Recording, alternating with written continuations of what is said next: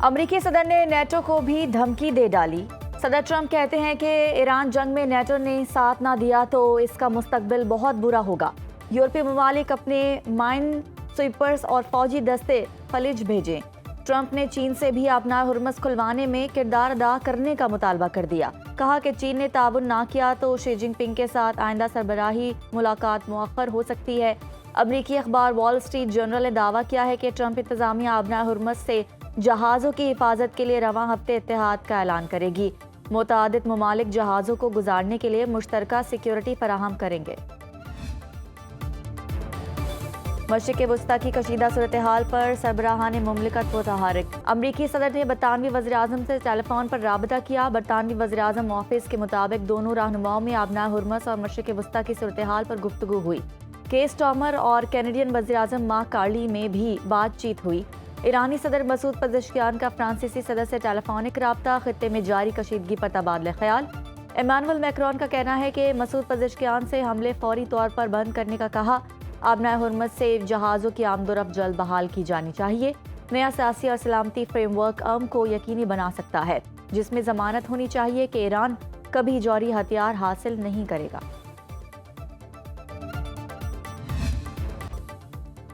Iran ने America और इसके इत्तेहादियों के अलावा सबके लिए आबना हुर्मस खोल दी।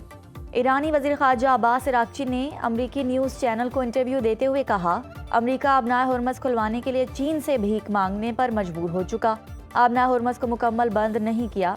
ईरान दीगर ममालिक के जहाज़ों को गुजारने के लिए सिक्योरिटी फराहम करता है।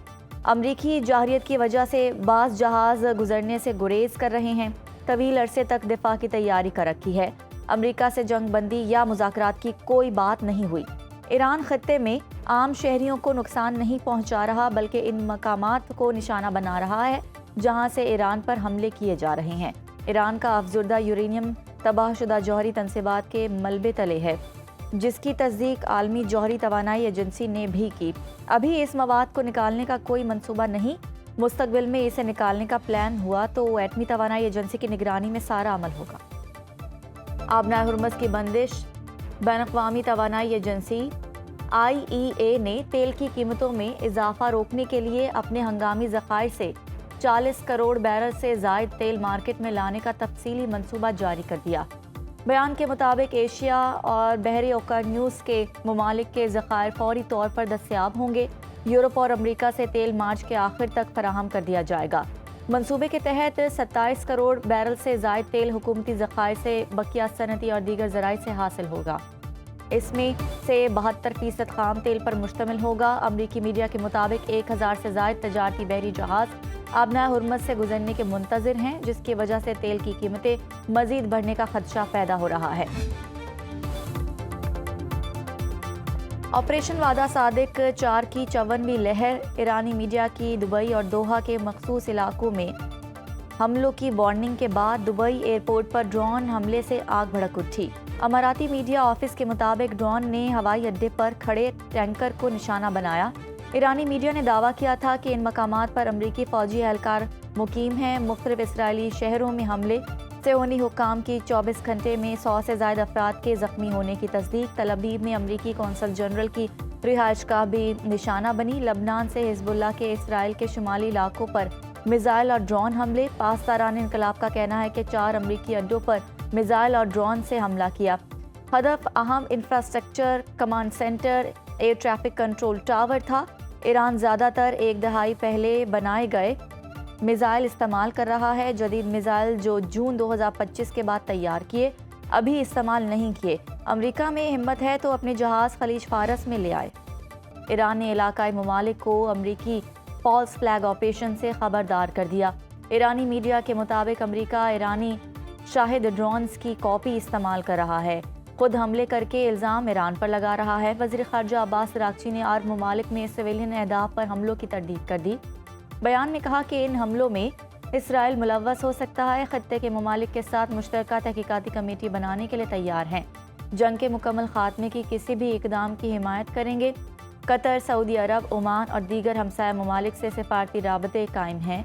ईरानी नेशनल सिक्योरिटी कौंसिल के सेक्रेटरी अली लारिजानी कहते हैं कि एप्सन टीम की बकायात ने 9/11 जैसा वाक़या करने اور الزام ایران پر لگانے کی سازش تیار کی ہے۔ ایران کی جنگ امریکی عوام کے ساتھ نہیں، ایران اس قسم کی دہشت گردانہ کارروائیوں کی سختی سے مخالفت کرتا ہے۔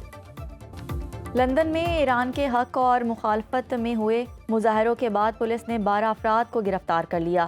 مختلف ریلیوں کے دوران کشیدگی کے خدشات کے باعث سخت سیکیورٹی انتظامات کیے گئے۔ فلسطینیوں سے اظہار یکجہتی کے لیے یوم قدس ریلی کے شرکاء کو ہدایت دی تھی کہ وہ دریائے ٹیمز کے جنوبی کنارے پر احتجاج کریں۔ دوسری جانب ایران مخالف مظاہرین نے دریائے ٹیمز کے شمالی کنارے پر احتجاج کیا۔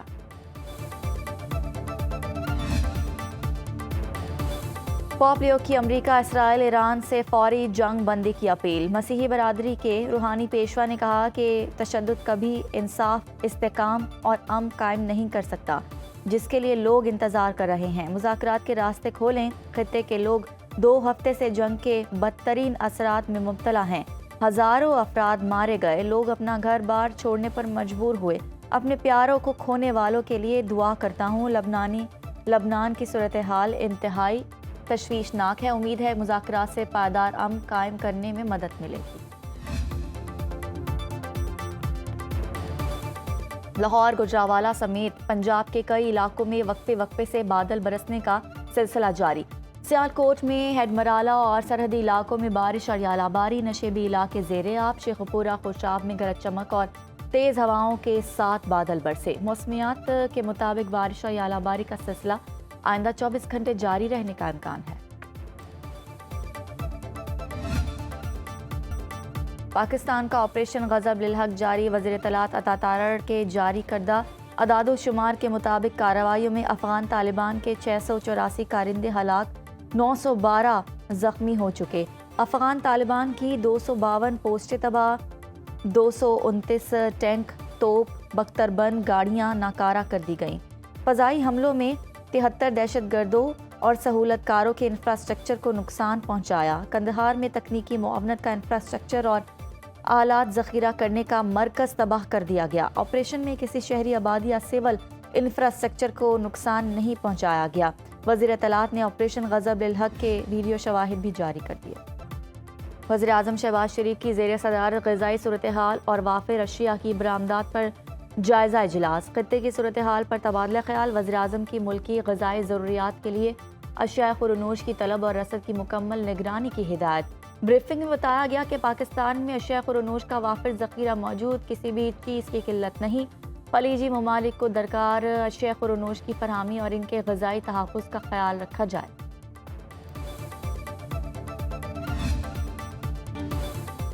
وفاقی حکومت نے عید الفطر پر 2 چھٹیوں کا اعلان کر دیا۔ مجموعی طور پر 4 تعطیلات ہوں گی۔ نوٹیفیکیشن کے مطابق 20 اور 21 مارچ بروز جمعہ اور ہفتہ عید کی چھٹیاں ہوں گی۔ 22 مارچ کو اتوار، 23 مارچ کو یوم پاکستان کی سرکاری تعطیل ہے۔ پردیسیوں کی عید اپنوں کے ساتھ منانے کے لیے آبائی علاقوں کو واپسی۔ پاکستان ریلویز 4 اسپیشل ٹرینیں چلائے گا۔ پہلی عید اسپیشل ٹرین آج لاہور سے کراچی روانہ ہوگی۔ فن تعمیر کا اچھوتا شاہکار کوٹ دیجی کی مسجد رضا۔ تالپور دور کی اس قدیمی مسجد کا طرز تعمیر اور روح پرور ماحول آج بھی مسجد کی شان دوبالا کرتا ہے۔ 1378 ہجری میں تعمیر کی گئی قدیم طرز تعمیر اور روح پرور ماحول مسجد کو شہر کی پہچان بناتے ہیں۔ ماہ سیام میں تاریخی مسجد کا منظر دیدنی ہوتا ہے۔ مسجد کے ساتھ قائم لائبریری علم کا چراغ روشن کیے ہوئے ہے، جہاں لوگ دینی اور دنیاوی علوم سے استفادہ حاصل کرتے ہیں۔ وزیر اعلیٰ پنجاب مریم نواز کے صاحبزادے جنید صفدر نے سوشل میڈیا پر گردش کرنے والی خبروں کی تردید کرتے ہوئے کہا ہے کہ انہوں نے ویانا جانے کے لیے گولف اسٹریم طیارہ استعمال نہیں کیا۔ وہ اس وقت لاہور میں موجود ہیں اور یہاں بارش کے موسم میں خود کو زیادہ خوش محسوس کر رہے ہیں۔